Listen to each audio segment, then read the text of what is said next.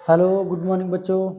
RV physics classes में आपका एक बार फिर से स्वागत है। तो जैसा कि क्लास 12 फिजिक्स का यूनिट नंबर 2 हमारा चल रहा है और उसमें हमने धारिता तक पढ़ लिया है और आज हम पढ़ेंगे संधारित्र। तो आज का टॉपिक है हमारा संधारित्र। बाकी सब चीज़ें हमने धारिता के बारे में लेक्चर नंबर 4 में पढ़ चुका है। संधारित्र, कैपेसिटर,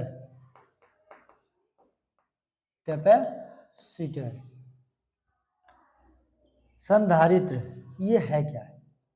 मोस्टली अभी हमने पढ़ा था धारिता के बारे में कि C = 4πε0 R means C is directly proportional to R, यानी त्रिज्या बढ़ाने पर यानी आकार बढ़ाने पर धारिता का मान बढ़ता है।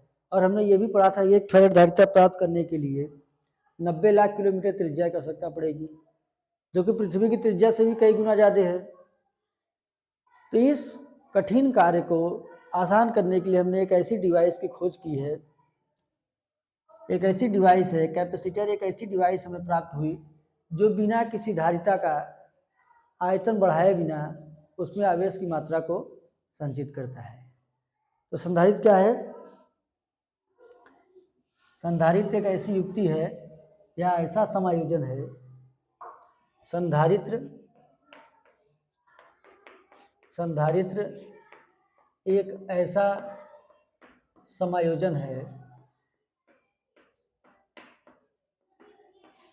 समायोजन है, जो आवेश की मात्रा को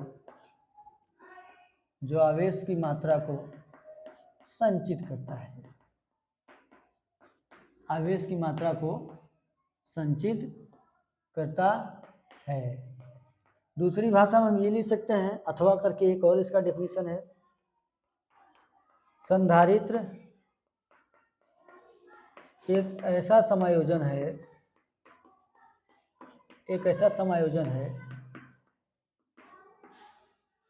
जो बिना आयतन बढ़ाए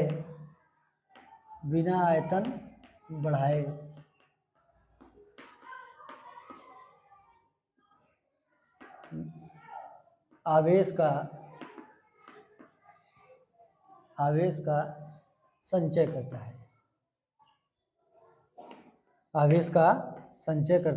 है। यानी उसका आयतन नहीं बढ़ाना है, फिर भी वो उतना ही आवेश को संचित करता है ना।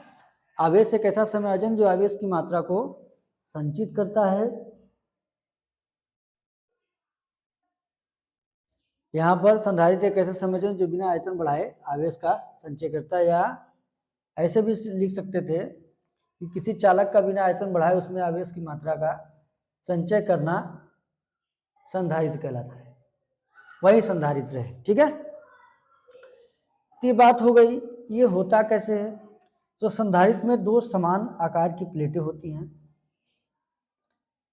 एक ये हो गया आपका, एक ये प्लेट है। ठीक है, एक ये प्लेट है, एक ये।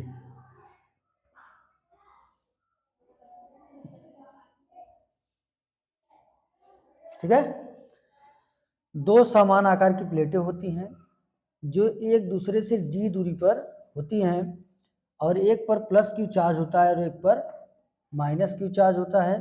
तो प्लस प्लस ये है ना, ये प्लस प्लस चार्ज वाली प्लेट है, यानी प्लस चार्ज वाली प्लेट है, और ये माइनस चार्ज वाली प्लेट है ना। दोनों का क्षेत्रफल सेम होता है, दोनों d दूरी पर एक दूसरे से होती हैं, और एक पर प्लस और एक पर माइनस चार्ज होता है। और ये अपने आवेश की मात्रा जो है अपने विद्युत क्षेत्र के अंदर ही संचित करती है। इसका विद्युत क्षेत्र इस तरफ का E1 है और इस तरफ का भी E2 है, दोनों सेम डायरेक्शन में है। तो यहाँ पर एक बात लिख लेना, अपने विद्युत क्षेत्र के भीतर ही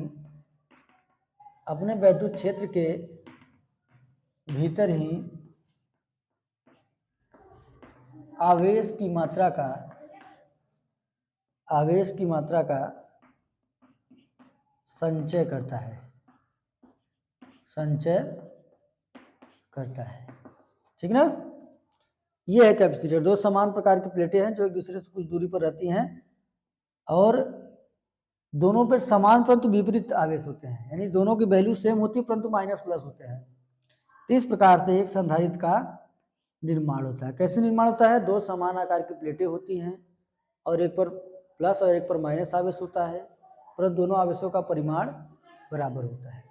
ठीक है, इस प्रकार से होता है और अपने विद्युत क्षेत्र के अंदर ही आवेश की मात्रा को संचित करता है। ठीक, इतनी बात समझ में आई? इतनी बात समझ में आई बच्चों? नोट करिए इसको जल्दी से।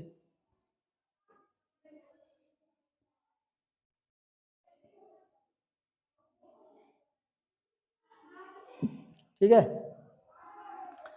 और एक चीज और देख लीजिए, इसका प्रतीक होता है संधारित्र का प्रतीक, क्योंकि इतना बड़ा संधारित्र तो हम बनाएंगे नहीं दो प्लेटें बना के, तो हम इसका प्रतीक ऐसे दिखाते हैं।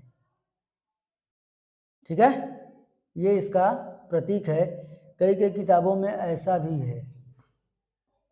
ठीक है, ये संधारित्र का प्रतीक है। ठीक, इसको हम ऐसे भी बना सकते हैं, इस प्लेट को इस प्रकार से। यहां तक दिख रहा है कि नहीं? एक बार जरा चेक कर लूं।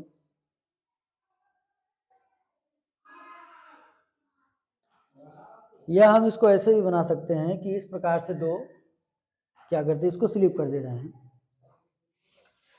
ठीक है, इस कहानी को हम थोड़ा सा स्लिप कर रहे हैं। ये बात आप लोग नोट कर लिए होंगे। संधारित्र क्या होता है? एक ऐसा समायोजन है जो अपने अंदर आवेश की मात्रा को संचित करता है। ठीक है, ये इसको हम ऐसे भी बना सकते थे कि ये दो समान आकार की प्लेटें हैं जिनके बीच में d डिस्टेंस है, इसका क्षेत्रफल a है, इसका क्षेत्रफल a है, इस पर प्लस चार्ज है और इस पर माइनस चार्ज है। ठीक है, विद्युत क्षेत्र इसका किधर है? प्लस से माइनस की ओर, माइनस का माइनस की ओर ही रहता है। ठीक, इतनी बातें समझ में आई। अब इसी में अगला हम चीज समझते हैं, संधारित्र का विद्युत क्षेत्र, संधारित्र का वैद्युत क्षेत्र तथा विभव। संधारित्र का वैद्युत क्षेत्र क्या है और विभव क्या है? यूं कहें, वैद्युत क्षेत्र तथा संधारित्र के वैद्युत क्षेत्र तथा विभव में संबंध, इसको ऐसे भी बोल सकते हैं। ठीक, तो आपने पढ़ा था एक समतल असमान अनंत लंबाई की समतल कोई चादर था, तो उसके बारे में हमने विद्युत क्षेत्र निकाला था E बराबर Q बटे में 2 सिग्मा बटे में 2 एप्सिलॉन 0। आपको याद हो तो याद करिए कि समतल चादर के कारण, जैसे कोई समतल चादर था, उससे कहीं दूर किसी बिंदु पर इस प्रकार का कोई समतल चादर था। अगर आपको नहीं पता है तो आप जो है प्रीवियस वीडियो जाके देख सकते हैं। यहाँ बिंदु P पर विद्युत क्षेत्र जो निकालते थे तो ये यही होता था। ठीक है, अब Q बराबर क्या होता है? यहाँ से Q बराबर हम ज्ञात करेंगे अगर, तो Q बराबर होगा Q बटे में A। तो यहाँ से सिग्मा बराबर होगा Q बटे में A। यहाँ से सिग्मा का मान हम रख देंगे तो E बराबर क्या हो जाएगा? Q 2A epsilon 0। अब ध्यान दीजिए, इस प्लेट का, इस वाली प्लेट का E1 इलेक्ट्रिक फील्ड है, ये E2 है, तो E1 क्या निकल के आएगा? ये निकल के आएगा Q बटे में 2A एप्सिलॉन 0, और E2 क्या निकल के आएगा? ये भी आएगा Q बटे में 2A एप्सिलॉन 0। अब चूंकि रिजल्टेंट इलेक्ट्रिक फील्ड निकालेंगे तो E बराबर क्या हो जाएगा? E1 plus E2। तो E बराबर E1 प्लस E2। E1 क्या है? Q बटे में 2A एप्सिलॉन 0 प्लस Q बटे में 2A एप्सिलॉन 0। तो यहाँ से आधा और आधा मिला के अगर जोड़ेंगे, E बराबर आएगा 1/2 है तो 1 हो जाएगा, यानी Q बटे में A एप्सिलॉन 0। ये आपका होगा इलेक्ट्रिक फील्ड इन कैपेसिटर। ठीक है, ये इसका विद्युत क्षेत्र होगा। ठीक है, अब विभव समझते हैं। V बराबर क्या पड़ा था? E into R. E into R पढ़ा था कि नहीं? तो V बराबर ई क्या अभी प्राप्त किया Q बटे में A एप्सिलॉन 0 और R क्या है? Distance between two plate, distance between two plate ये हो जाएगा D। तो यहाँ से V इक्वल टू निकल के आया क्यू डी बटे में A epsilon 0 that is V। इस बात को नोट करिए जल्दी से।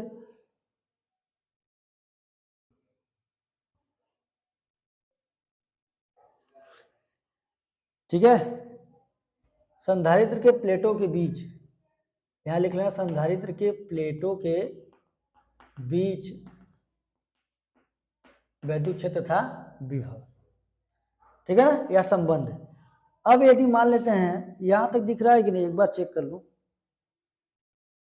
इसके आगे मैं नहीं जाना, यहां पर आना है। यदि प्लेटों के बीच कोई परावैद्युतांक माध्यम हो तो क्या हो जाएगा? तो E बराबर जो आपने फाइंड आउट किया है Q बटे में A एप्सिलॉन 0, वहां पे हो गया के ए एप्सिलॉन 0। एप्सिलॉन क्या है? किसी माध्यम का परावैद्युतांक है, डाइलेक्ट्रिक है, ये डाइलेक्ट्रिक मटेरियल है। तो E इक्वल टू, तो यहाँ से V इक्वल टू क्या आ जाएगा? V इक्वल टू आ जाएगा आपका क्यू डी बटे में के ए एप्सिलॉन 0, ये आपका होगा V यदि कोई परावैद्युत माध्यम हो। ये तो जो हमने प्राप्त किया है ये इन एयर या वैक्यूम में प्राप्त किया है। ठीक है, तो इन सब बातों को जल्दी से नोट कीजिए, फिर हम अगले टॉपिक की ओर बढ़ते हैं।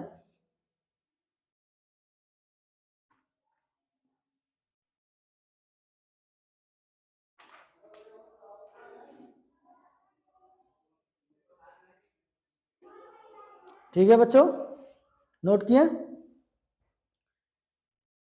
ठीक, चलिए स्लिप करते हैं। अगला टॉपिक है हमारा, अब थोड़ा सा इसका नामकरण पढ़ लेते हैं, कैसा इसका नामकरण होता है। संधारित्र के आकार के कारण ही इसका नामकरण हो जाता है। जैसे अगर गोलाकार, संधारित्र की प्लेटों के आकार के कारण, तो नामकरण जब करेंगे संधारित्र का नामकरण कि किस प्रकार का संधारित्र है, संधारित्र का जब नामकरण करेंगे तो हम सीधे से बात कहेंगे कि जिस आकार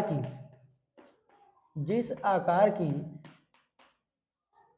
संधारित्र की प्लेटें होंगी, जिस आकार की संधारित्र की प्लेटें होंगी उसी अनुसार नामकरण किया जाता है। ठीक है, उसी अनुसार नामकरण किया जाता है।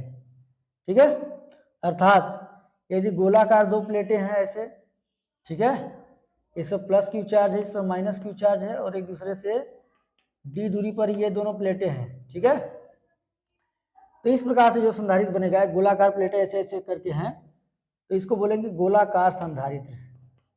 गोलाकार संधारित्र। आयताकार प्लेटें हैं, एक ये हो गया, एक ये हो गया, ऐसे ऐसे हैं दोनों, तो इसका नाम क्या हो जाएगा? आयताकार प्लेट। तो इसी अनुसार से जिस प्रकार इनका आकार होता है उसी अनुसार से इनका नामकरण होता है। गोलाकार है तो गोलाकार संधारित्र, आयताकार है तो आयताकार संधारित्र, जिस भी आकार होगा उसी आकार का संधारित्र होता है। ठीक है, समांतर प्लेट है, समांतर प्लेट संधारित्र, जैसे दो प्लेटें हैं समांतर है, एक ऐसा है, इस प्रकार से है, एक प्लेट ऐसा है और एक प्लेट ऐसा है, और एक प्लेट ऐसा है और एक प्लेट ऐसा है। ये क्या होंगे? ये प्लस क्यू चार्ज वाला है, ये माइनस क्यू चार्ज वाला है, बीच में डी डिस्टेंस है। ठीक है, तो इस प्रकार का जो संधारित्र बनेगा उसे बोलेंगे समांतर प्लेट संधारित्र। समांतर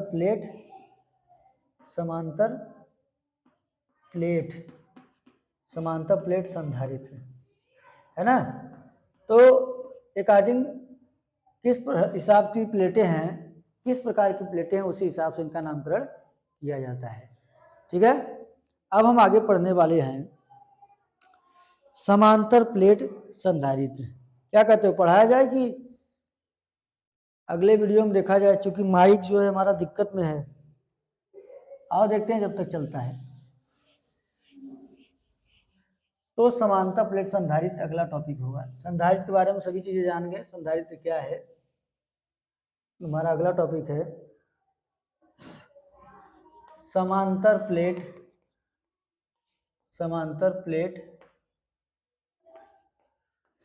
प्लेट संधारित्र, है ना। यानी ऐसा संधारित्र जिसमें ऐसा संधारित्र जो दो समांतर मतलब जो समांतर प्लेटों से मिलकर बना हो, समांतर प्लेट संधारित्र कहलाता है। जैसे ये प्लेट और ये प्लेट, दोनों प्लेट क्या हो, समांतर हो, एक पर प्लस क्यू चार्ज हो, एक पर माइनस क्यू चार्ज हो। तो ऐसा संधारित्र जो दो समांतर प्लेटों से यानी जो समांतर प्लेटों से मिलकर बना हो उसे समांतर प्लेट संधारित्र कहते हैं। माफ करना, यहाँ पे माइनस होगा। उसे समांतर प्लेट संधारित्र कहते हैं। ये समान क्षेत्रफल ए है, इसका भी ए है, दोनों का चार्ज भी समान है परंतु विपरीत है। ठीक है। तो हालांकि ज़्यादातर हम समांतर प्लेट संधारित्र का ही इस्तेमाल करते हैं, इसलिए समांतर प्लेट संधारित्र को एक अलग से समझाया गया है। ठीक है। तो क्या इसकी कहानी है कि दो समांतर प्लेटों से मिलकर जो संधारित्र बनता है, जब संधारित्र की प्लेटें समांतर हो तो उन्हें समांतर प्लेट संधारित्र कहते हैं। ठीक है। ठीक बच्चों, नोट कीजिए, इतना हो गया। तो ये चीज है। तो अब एक चीज और यहाँ पर नोट लिख लेना, समांतर प्लेट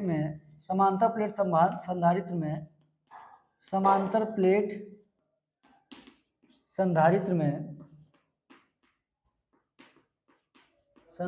में सभी जगह वैद्युत क्षेत्र समान होता है। सभी जगह वैद्युत क्षेत्र समान होता है। अब अगली चीज समझेंगे, समांतर प्लेट संधारित्र की धारिता। इतना मिटा है।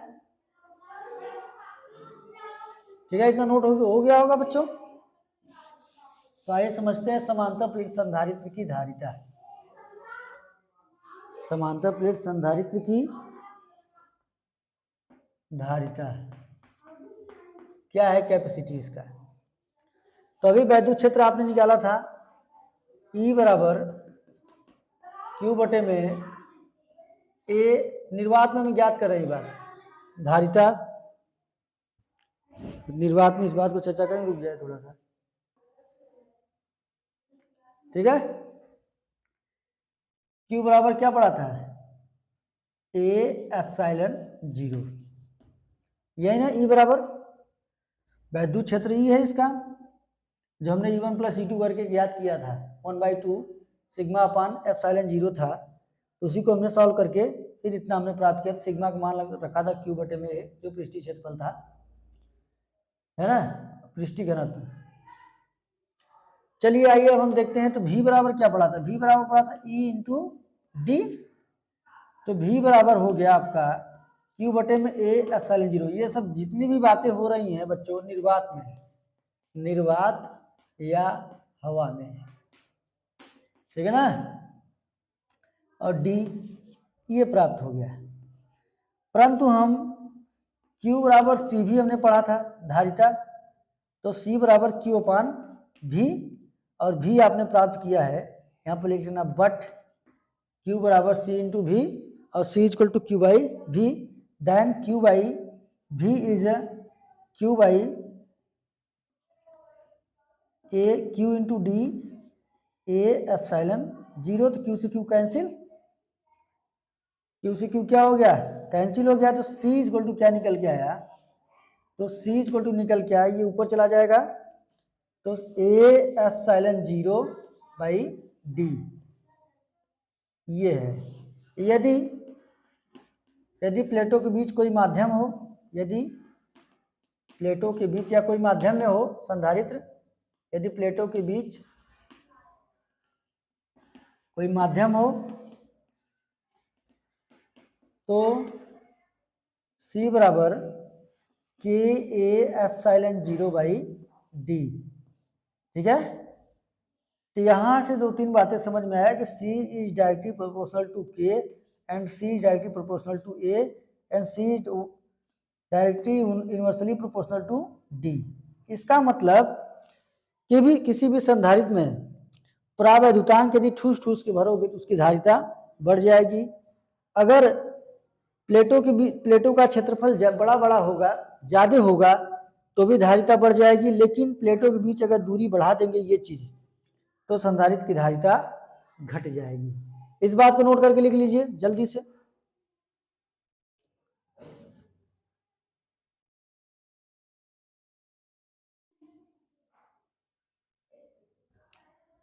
तो यहां से हम इस बात को लिख भी सकते हैं, यहां मैं बोल दे रहा हूं, लिख लीजिएगा। यहां से हमें यह ज्ञात होता है कि C depend on K and A and 1/D। Means यदि संधारित्र का परावैद्युतांक बढ़ाने पर, यदि संधारित्र का परावैद्युतांक बढ़ाए तो धारिता बढ़ जाएगी। यदि प्लेटों का क्षेत्रफल, ये जो प्लेटें हैं इनका क्षेत्रफल भी बढ़ाए तो भी धारिता बढ़ जाएगी। परंतु अगर प्लेटों के बीच जो डिस्टेंस है इसको बढ़ाओगे तो धारिता घट जाएगी, क्योंकि ये डिवाइड कर रहा है। ठीक है, तो आज के लिए बच्चों बस इतना है। कल यानी ये लेक्चर नंबर आपका 5 था, लेक्चर नंबर 5 था। कल के लेक्चर में यानी लेक्चर नंबर 6 में हम ये सीखने वाले हैं, यदि संधारित्र के प्लेटों के बीच, समांतर प्लेट संधारित्र के बीच अगर हम कोई परावैद्युतांक या डाइलेक्ट्रिक मटेरियल ठूस ठूस के भर दें या टी मोटाई तक भर दें तो इसकी धारिता क्या प्रभावित होगी, कैसी होगी, इस पर चर्चा करेंगे। आई होप आपको अभी तक जितना बताया गया वो आपको समझ में आया होगा। फिर भी यदि आपको कोई दिक्कत हो तो आप कमेंट करके जरूर पूछ सकते हैं। कुछ इंटरनेट की प्रॉब्लम की वजह से हम अपना वीडियो कंटिन्यू नहीं कर पा रहे हैं, बच्चों कंटिन्यू डाल नहीं पा रहे हैं। ठीक है, लेकिन कुछ दिन में ये सॉल्व हो जाएगा। ठीक है, धन्यवाद।